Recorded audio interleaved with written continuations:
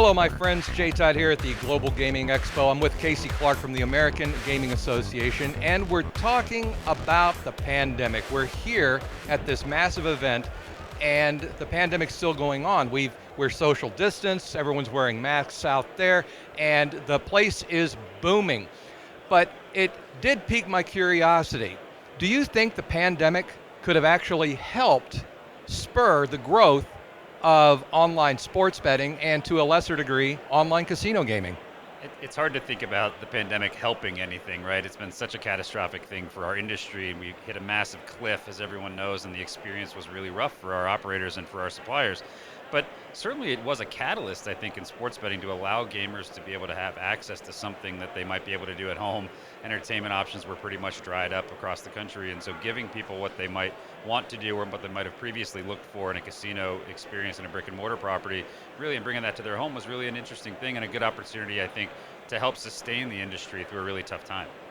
You know, I mean, how many jurisdictions right now, I don't know if you know this or not, but I know there weren't that many states regulating online sports betting pre-pandemic, and now we've got, I think, over 30 jurisdictions regulating it now, coming out of the pandemic? Yeah, so sports betting is now legal in 33 jurisdictions across the country, and certainly if you look at where we were in May of 2018 when the Supreme Court invalidated PASPA, we had one, right? So the growth in this industry has been remarkable and unlike anything anyone's ever seen. So people always ask me, like, why is it taking so long?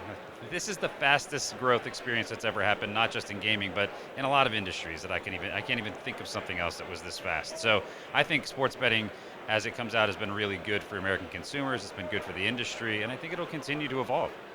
I agree. And on the note of evolution of an industry, one thing that did have me thinking was that as sports betting and gambling go more online and mobile, you're really kind of doing a generational gap thing. I mean, a lot of older people enjoy going to the casinos, people my age, but a lot of younger individuals, of legal age of course, 18, 21 and up, that maybe wouldn't go to the casino, they might download, say, a sports betting or casino app. Well, I think what's interesting about casino business in general is that our members are really great innovators, and they're constantly evolving the experience for their consumers, whether that's a new generation of gamer or a new level of expectation. Do they want a sports book? Do they want to be able to game at home and from their phone? And so our guys are really innovative, and they're all constantly thinking about what the approach might be, and I think that that's one of the things that we're going to see is what evolves in order to meet people where they are, and our industry is really good at that. I think one of the things that's interesting that we're looking at now is digital payments, in terms of the casino floor has consistently been a place that has been cash only, and that's not where this generation of consumers or the next generation of gamblers might want to use their digital. They use digital currency all the time, and so they're using it when they check into the hotel, they're using it at the restaurant, they're using it at the bar, they're using it at the gift shop, and then they have to go to the ATM to pay cash at the tables. And I think it's an experience that they're not going to enjoy, right? And so we have to modernize that experience for people so that we're actually meeting them where they want to be. I agree. I totally agree. And you know what? If my math is correct here, we've got 33 jurisdictions now, so probably, I'm guessing, 32 states. And since 2018, so by my calculations, by 2024, we should have like 64 states that are regulating this, right? Yeah, if you're counting jurisdictions, right? Maybe we're going to go to Guam and American Samoa.